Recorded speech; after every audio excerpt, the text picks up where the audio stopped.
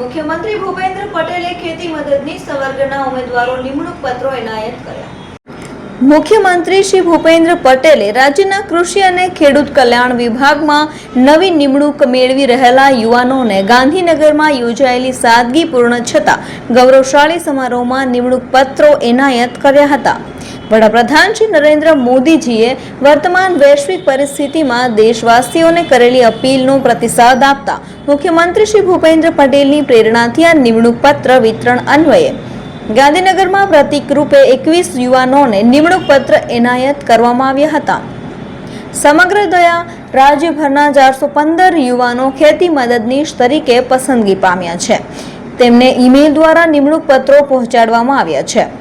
મુખ્યમંત્રી શ્રી ભૂપેન્દ્ર પટેલે રાજ્ય સરકારમાં નવા જોડાઈ રહેલા આ યુવા વર્કફોર્સને પ્રેરણા આપતા કહ્યું હતું કે વર્તમાન વૈશ્વિક સ્થિતિમાં આત્મનિર્ભરતા માટે ખાતરનો ઓછો ઉપયોગ અને પ્રાકૃતિક ખેતી તરફ ખેડૂતોને વાળીને અનેક લોકોને સ્વાસ્થ્યપ્રદ જીવનનો મોટો લાભ આપવાની ઈશ્વરીય તક તમને મળી છે. આ સંદર્ભમાં મુખ્યમંત્રીશ્રીએ જણાવ્યું કે વડાપ્રધાન શ્રી નરેન્દ્ર મોદીએ ખાતરની અછતના પરિપ્રેક્ષમાં આયાત ઘટાડવા, પ્રાકૃતિક ખેતી અપનાવવા અને કાયમી રીતે આત્મનિર્ભર થવાની જે અપીલ કરી છે તેને વધુ ને વધુ ખેડૂતો સુધી પહોંચાડવાનું દાયિત્વ નવનિયુક્ત યુવાઓના શિરે છે. તેમણે યુવાઓને આ સંવેદના સ્પર્શી અવસર અને તક તરીકે ઝડપી લેવાનું આહ્વાન કરતા કહ્યું હતું કે તેમની લાંબી કારકિર્દીની શરૂઆતમાં જ જે સેવા તક મળી છે તેને કાર્યપદ્ધતિમાં વૈવિધ્યતા, ટેકનોલોજીનો યોગ્ય ઉપયોગ અને પોતાની જાતને સતત અપગ્રેડ કરતા રહીને ખેડૂતોને મદદરૂપ થવાની નૈતિક જવાબદારી રૂપે યુવા ઉમેદવારો સુપેરે અદા કરે. મુખ્યમંત્રી શ્રી ભૂપેન્દ્ર પટેલે વિકસિત ભારતના નિર્માણમાં 4 પિલ્લરના એક પિલ્લરમાં એવા ખેડૂતને યોગ્ય માર્ગદર્શન, મદદ અને સહાય પહોંચાડીને વિકસિત ભારત માટે, વિકસિત ગુજરાત, આત્મનિર્ભર ગુજરાત માટે સેવારત રહેવા નવનિયુક્ત ઉમેદવારોને અનુરોધ કર્યો હતો. કૃષિ મંત્રી જીતુભાઈ વાઘાણીએ નવનિયુક્ત ઉમેદવારોને અભિનંદન પાઠવતા જણાવ્યું હતું કે રાજ્ય સરકારની પારદર્શક નીતિને કારણે આજે યુવાનો કોઈ પણ પ્રકારના વચેટિયા કે ભલામણ વગર માત્ર જાત, મહેનત અને મેરિટના આધારે સરકારી સેવામાં જોડાઈ રહ્યા છે.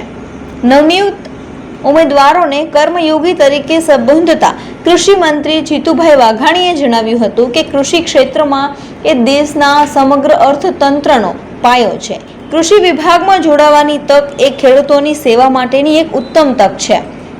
તેમણે યુવાનોને અનુરોધ કર્યો હતો કે રાજ્ય સરકારની વિવિધ ખેડૂત હિતલક્ષી યોજનાઓનો લાભ છેવાડાના ખેડૂત સુધી પહોંચાડવામાં એ તમારા સૌની પ્રાથમિક જવાબદારી છે.